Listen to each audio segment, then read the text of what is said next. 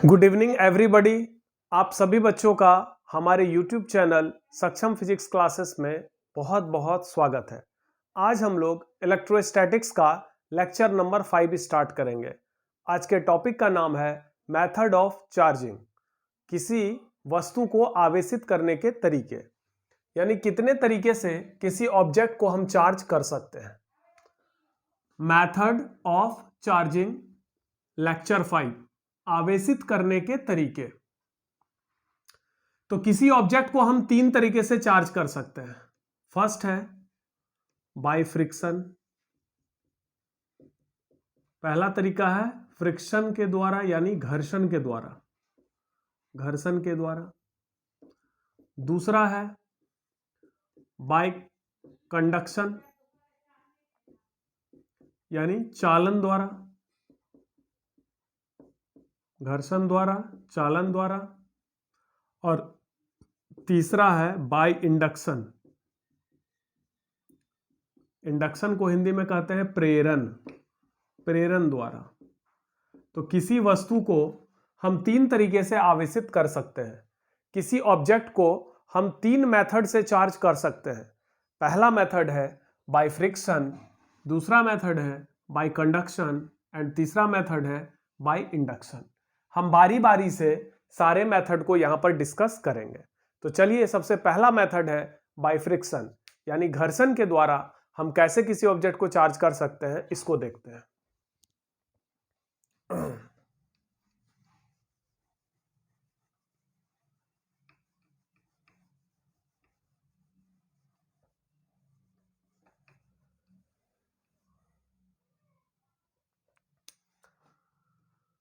पहला तरीका हो गया आपका बाय फ्रिक्शन, घर्षण द्वारा।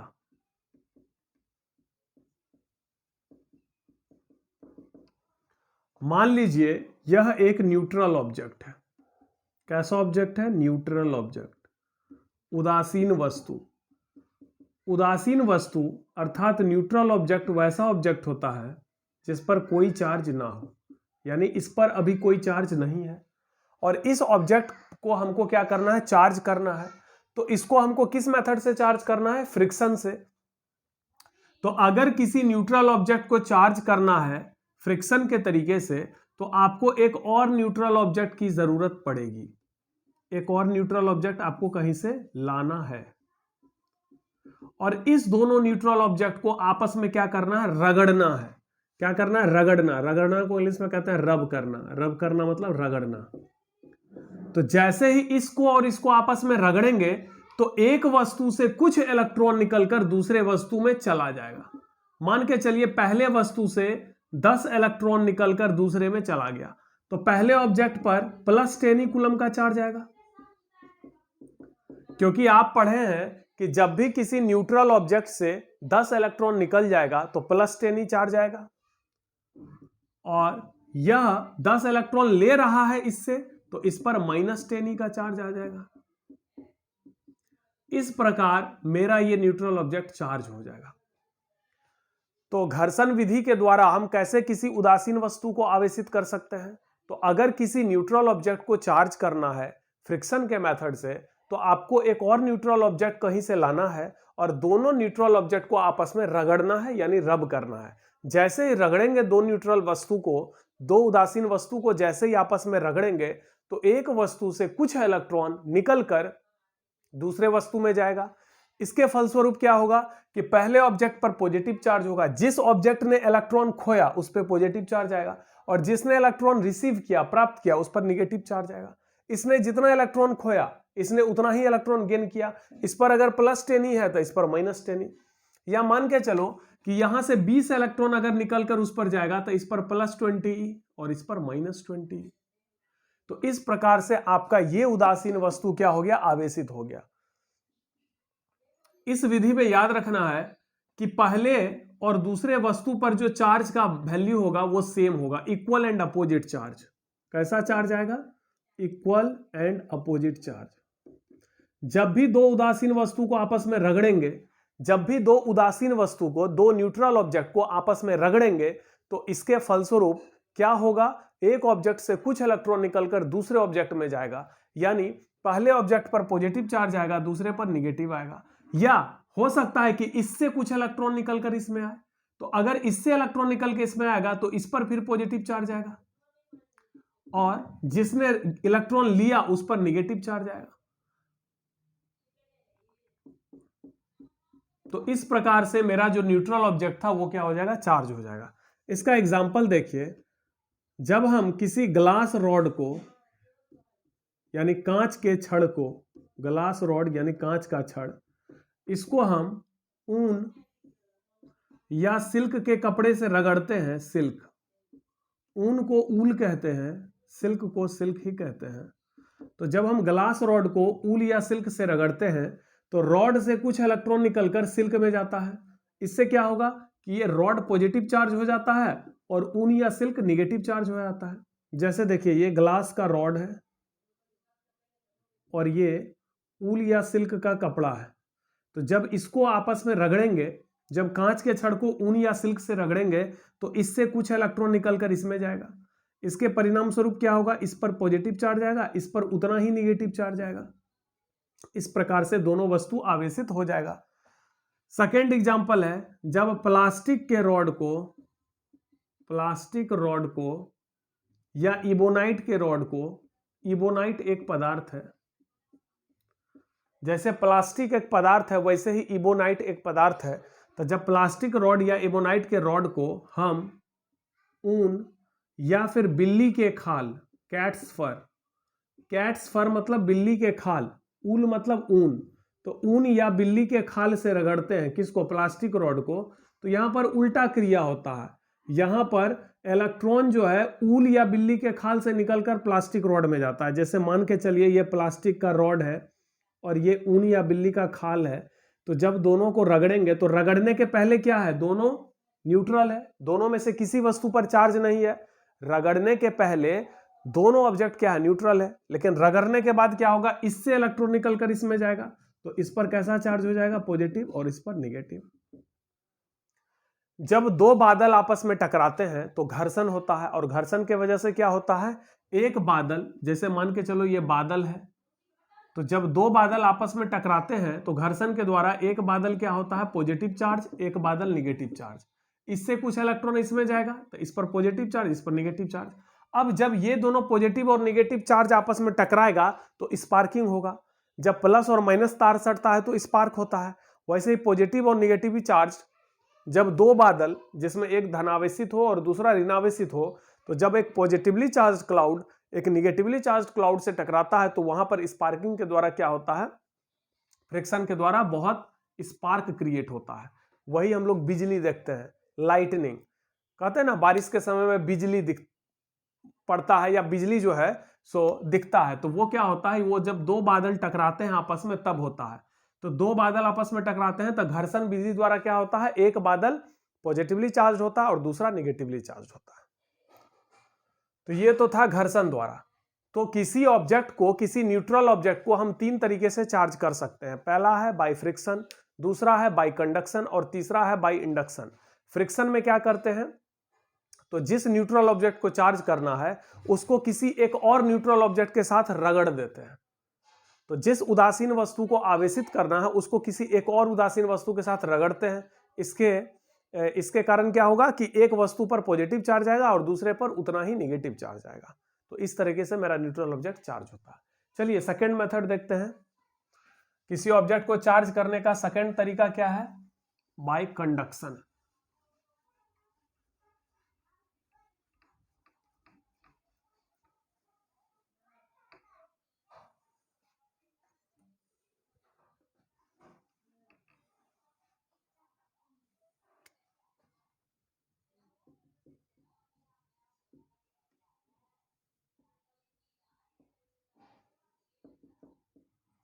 बाय कंडक्शन यानी चालन द्वारा। मान के चलिए कि यह न्यूट्रल ऑब्जेक्ट है, उदासीन वस्तु है, इस पर अभी कोई चार्ज नहीं है, लेकिन इसको चार्ज करना है। किस विधि द्वारा चार्ज करना है, चालन विधि द्वारा चार्ज करना है। तो इसके लिए क्या करना है, एक चार्ज्ड ऑब्जेक्ट की आवश्यकता पड़ेगी। अगर किसी न्यूट्रल ऑब्जेक्ट को चार्ज करना है इस मेथड के द्वारा यानी कंडक्शन के द्वारा, तो एक चार्ज ऑब्जेक्ट आपको लाना पड़ेगा कहीं से, यानी एक आवेशित वस्तु लाना पड़ेगा, चाहे वो पॉजिटिवली चार्ज हो या निगेटिवली चार्ज, उससे मतलब नहीं है। मतलब है आपको एक चार्ज्ड ऑब्जेक्ट की आवश्यकता पड़ेगी। तो किसी भी न्यूट्रल ऑब्जेक्ट को अगर चार्ज करना है कंडक्शन मेथड से, इस मेथड के द्वारा हम किसी उदासीन वस्तु को आवेशित कर सकते हैं। इसके लिए एक चार्ज ऑब्जेक्ट लाइए कहीं से, चाहे ये धनावेशित हो या ऋणावेशित, उससे मतलब नहीं है, मतलब है कि ये चार्ज होना चाहिए। अब इस चार्ज ऑब्जेक्ट को इस उदासीन वस्तु के साथ एक तार के द्वारा जोड़ दीजिए। जैसे ही तार के द्वारा जोड़ेंगे तो क्या होगा, इससे कुछ चार्ज निकलकर इसमें जाएगा, और यह चार्ज का प्रवाह तब तक होगा जब तक कि दोनों का पोटेंशियल सेम ना हो जाए। ये टॉपिक आपको हम पिछले लेक्चर में बहुत अच्छे से पढ़ाए, शेयरिंग ऑफ चार्ज, कि जब भी चार्ज ऑब्जेक्ट को न्यूट्रल ऑब्जेक्ट के साथ जोड़ेंगे किसी तार के द्वारा तो क्या होगा, इससे कुछ चार्ज निकलकर इसमें जाएगा, और ये चार्ज तब तक फ्लो होगा, इसका चार्ज उसमें तब तक जाएगा जब तक कि पोटेंशियल सेम ना हो जाए। पोटेंशियल जब सेम हो जाएगा तो चार्ज का फ्लो होना बंद हो जाएगा। इसके परिणाम स्वरूप क्या होगा, इस पर जैसे मान के चलो इस पर 100 कूलम का चार्ज है, इस पर 0 कूलम है, लेकिन जैसे ही तार से जोड़ेंगे तो इसका 20 कूलम इस पर चला आएगा, तो इस पर कितना हो जाएगा 20 कूलम, और इस पर 80 कूलम। तो इसका मतलब इस पर पॉजिटिव चार्ज तो है ही, इस पर भी चार्ज आ गया। तो इस प्रकार से मेरा उदासीन वस्तु क्या हो जाता है, चार्ज हो जाता है। या मान लो किसी उदासीन वस्तु को, ये उदासीन वस्तु है, इसको अगर किसी निगेटिवली चार्ज ऑब्जेक्ट से हम कनेक्ट कर दें, जोड़ दें, तो इसका निगेटिव चार्ज उठ के इस पे चला आएगा, सारा तो नहीं आएगा, कुछ निगेटिव चार्ज आएगा। तो इस प्रकार से ये न्यूट्रल ऑब्जेक्ट क्या हो जाएगा, चार्ज्ड। तो बताइए, अगर किसी उदासीन वस्तु को हमको चार्ज करना है कंडक्शन के मेथड द्वारा, तो इसमें क्या करेंगे, इसमें न्यूट्रल ऑब्जेक्ट को एक चार्ज्ड ऑब्जेक्ट के साथ कनेक्ट करेंगे। तो चार्ज्ड ऑब्जेक्ट का कुछ चार्ज फ्लो होके खुद ही किसमें चला जाएगा, न्यूट्रल ऑब्जेक्ट में। और क्या होगा, शेयरिंग के बाद क्या होगा, दोनों पर चार्ज का नेचर सेम होगा, इस पर भी पॉजिटिव चार्ज, इस पर भी पॉजिटिव, या मान के चलो इस पर निगेटिव है तो इस पर भी निगेटिव। तो ये था हमारा कंडक्शन मेथड। इस मेथड में याद रखेंगे, चार्ज्ड ऑब्जेक्ट के सारे चार्ज को इस पर ट्रांसफर नहीं किया जा सकता है। कंडक्शन मेथड में ध्यान रखेंगे कि जैसे ये न्यूट्रल ऑब्जेक्ट है और ये चार्ज्ड ऑब्जेक्ट है, एक बार फिर से देख लेते हैं।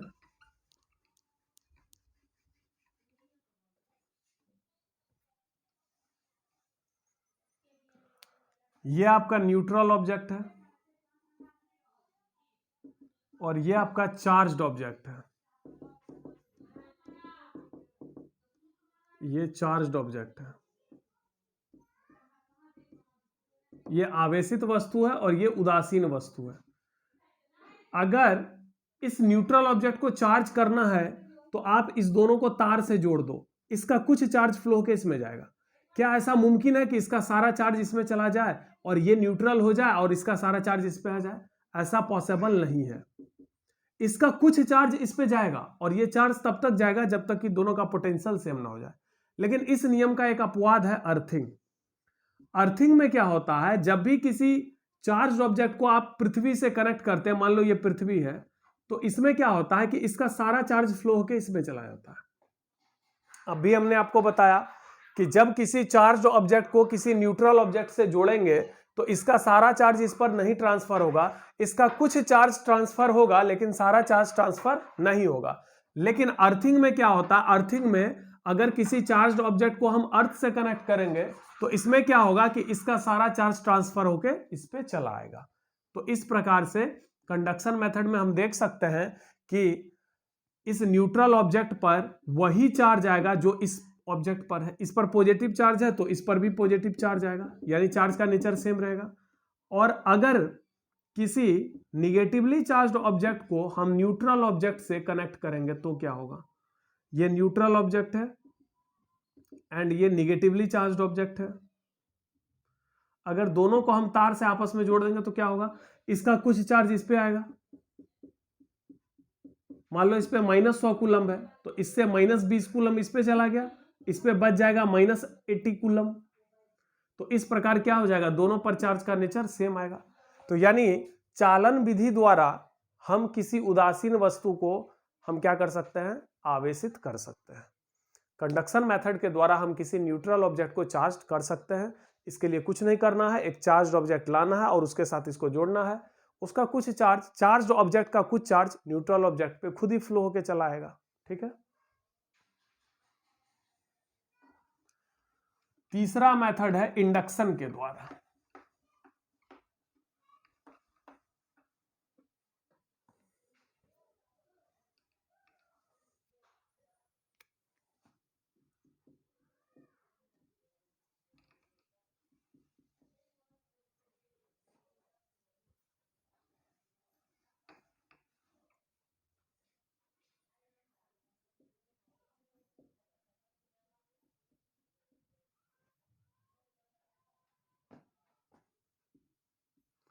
इंडक्शन मेथड यानी प्रेरण के द्वारा।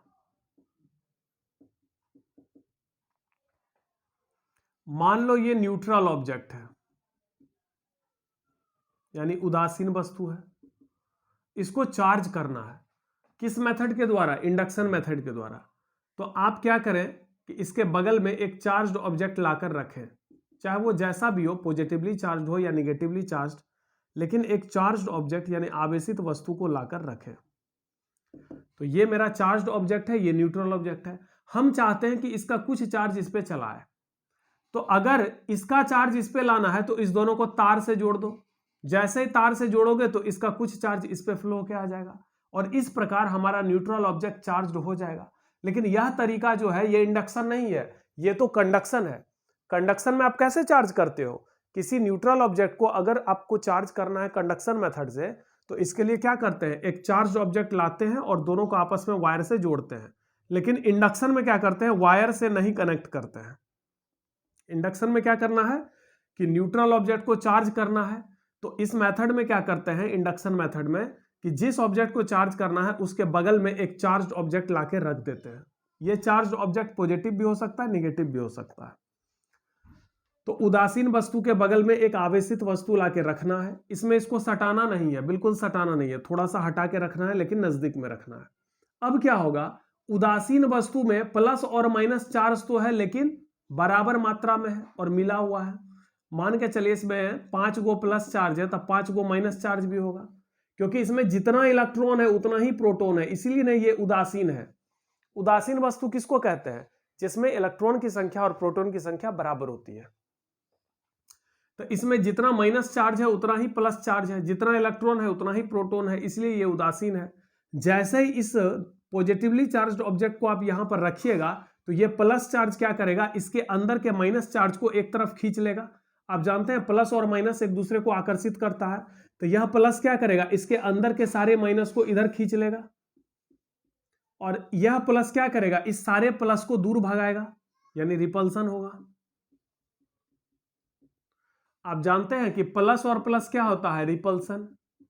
रिपल्सन का मतलब होता है विकर्षण, यानी दूर भगाएगा।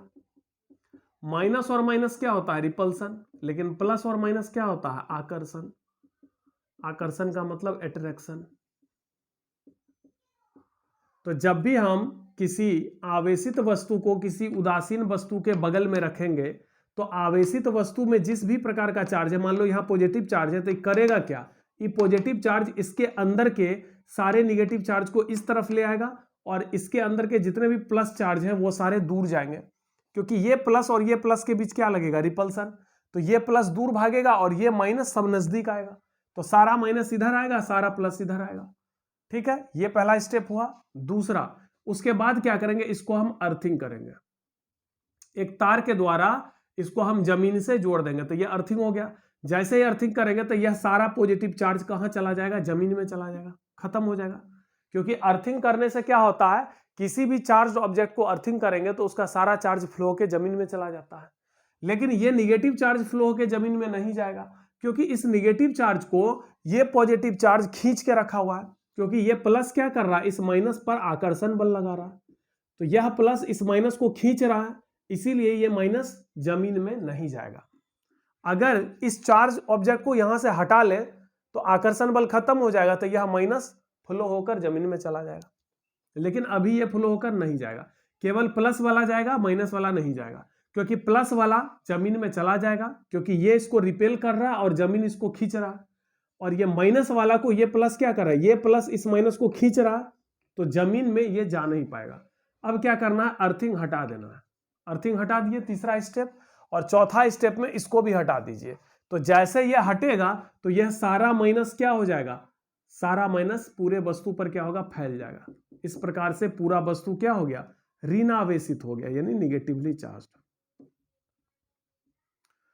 तो इस पूरे प्रोसेस को हम फिर से समझते हैं। 4 स्टेप में ये पूरा प्रोसेस को समझना है।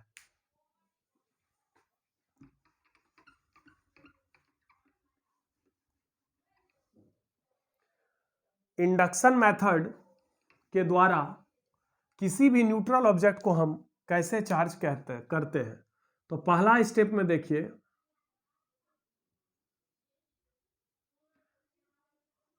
कि यह न्यूट्रल ऑब्जेक्ट है, इसको अगर चार्ज करना है इंडक्शन मेथड के द्वारा, प्रेरण की विधि के द्वारा अगर इसको चार्ज करना है, तो इसके बगल में एक चार्ज्ड ऑब्जेक्ट लाके रखिए। तो मान के चलिए यहां पर हमने एक चार्ज्ड ऑब्जेक्ट लाके रखा।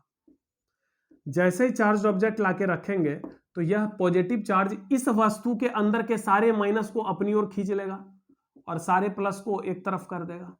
ठीक। सेकेंड स्टेप में क्या करना है, अर्थिंग करना है। इधर सारा माइनस, इधर सारा प्लस, इसको अर्थिंग करिए। अर्थिंग करने से क्या होगा, ये सारा पॉजिटिव चार्ज यहां से निकल के जमीन में चला जाएगा। माइनस चार्ज इसलिए फ्लो होके जमीन में नहीं जाएगा क्योंकि इस माइनस को ये प्लस क्या कर रहा है, खींच के रखा हुआ है। तीसरा स्टेप में यह देखिए कि अर्थिंग हटा दीजिए। तो जब अर्थिंग हटाएंगे तो कुछ ऐसा रहेगा, ये माइनस चार्ज रहेगा, अर्थिंग हट चुका है, ये प्लस इस माइनस को खींच के रखा हुआ है। चौथा स्टेप में इस वस्तु को हटा दीजिए तो यह सारा माइनस चार्ज क्या होगा, फैल जाएगा, रिपल्सन बल लगेगा। इस माइनस और इस माइनस के बीच में क्या लग रहा है, रिपल्सन। तो विकर्षण बल के कारण यह चार्ज, ये जितना भी निगेटिव चार्ज है, यह सब विकर्षण बल लगाएगा एक दूसरे पर, यह इस पर विकर्षण बल लगाएगा, यह इस पर, तो यह सब एक दूसरे से दूर चला जाएगा, यानी पूरा चार्ज फैल जाएगा। अभी क्यों नहीं फैल रहा है, क्योंकि प्लस क्या कर रहा है, इसको खींच कर रखा हुआ है। लेकिन जैसे ये वस्तु को हटाइएगा, इसको दूर ले जाइएगा, तो ये सारा माइनस इस पर फैल जाएगा। इस चार्ज्ड ऑब्जेक्ट पर जो चार्ज है इसको क्यू कहेंगे। और इस न्यूट्रल ऑब्जेक्ट, ये जो न्यूट्रल ऑब्जेक्ट था मेरा, ये क्या बन गया, ये चार्ज्ड ऑब्जेक्ट बन गया। मान लीजिए इस पर चार्ज आ गया क्यू डैश, तो क्यू को कहते हैं इंड्यूसिंग चार्ज, क्यू डैश को कहते हैं इंड्यूस्ड चार्ज। ये हो गया इंड्यूस्ड चार्ज, यानी प्रेरित आवेश। और जो ये क्यू है इसको कहते हैं इंड्यूसिंग चार्ज, यानी प्रेरक आवेश। क्योंकि इसी चार्ज के चलते इस पर चार्ज आया। ये तो शुरू में न्यूट्रल था, इस पर तो कोई चार्ज ही नहीं था, लेकिन लास्ट में आपने क्या देखा, इस पर कितना चार्ज आ गया, क्यू डैश। तो जो चार्ज आया उसको प्रेरित आवेश कहते हैं, और जिसके कारण आया उसको कहते हैं प्रेरक आवेश।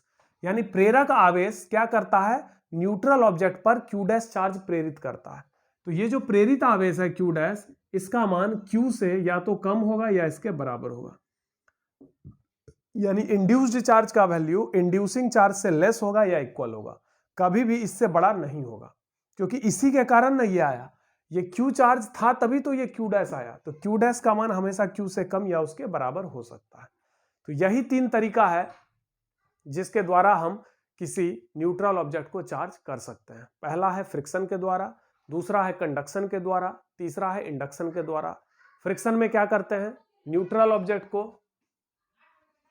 एक बार हम शॉर्टकट तरीके से तीनों को एक बार दिखा देते हैं कि कैसे आपको करना है चार्ज, तीनों मेथड से, फ्रिक्शन से, कंडक्शन से एंड इंडक्शन से। पहला हो गया फ्रिक्शन, दूसरा है कंडक्शन, तीसरा है इंडक्शन। घर्षण द्वारा, चालन द्वारा, प्रेरण द्वारा। ये रहा आपका न्यूट्रल ऑब्जेक्ट, ये भी रहा न्यूट्रल ऑब्जेक्ट यानी उदासीन वस्तु, और ये भी आपका कैसा ऑब्जेक्ट है, न्यूट्रल ऑब्जेक्ट है यानी उदासीन वस्तु है। ठीक है। अगर घर्षण के द्वारा इस उदासीन वस्तु को चार्ज करना है, यहां पर भी उदासीन वस्तु है, इसको चार्ज करना है कंडक्शन के द्वारा, और इस उदासीन वस्तु को चार्ज करना है प्रेरण के द्वारा। तो अगर इसको घर्षण विधि द्वारा चार्ज करना है तो एक और उदासीन वस्तु चाहिए। अगर चालन विधि द्वारा चार्ज करना है तो एक पॉजिटिवली चार्ज्ड ऑब्जेक्ट चाहिए या फिर निगेटिवली चार्ज्ड, मतलब एक चार्ज्ड ऑब्जेक्ट चाहिए। कैसा ऑब्जेक्ट चाहिए, चार्ज्ड। चाहिए पॉजिटिवली चार्ज भी हो सकता है या निगेटिवली चार्ज भी। और यहां पर भी क्या चाहिए, एक चार्ज्ड ऑब्जेक्ट चाहिए, चाहे वो पॉजिटिवली चार्ज हो या निगेटिवली चार्ज। इसमें क्या करेंगे, इस दोनों को आपस में रगड़ देंगे। इसमें क्या करेंगे, इस दोनों को आपस में तार से जोड़ेंगे। इसमें क्या करेंगे, इस दोनों को अगल बगल रखेंगे, ना तार से जोड़ेंगे ना सटाएंगे। इसमें जैसे ही रगड़ेंगे तो इससे कुछ इलेक्ट्रॉन इसमें जाएगा, इस पर थोड़ा पॉजिटिव चार्ज आएगा और इस पर इतना ही निगेटिव चार्ज आएगा। मान लो इससे 10 इलेक्ट्रॉन गया इसमें, तो +10 ही इस पर, -10 ही इस पर, यानी इक्वल एंड अपोजिट चार्ज आएगा। इसमें क्या होगा, इससे कुछ चार्ज फ्लो होकर इस पर आएगा।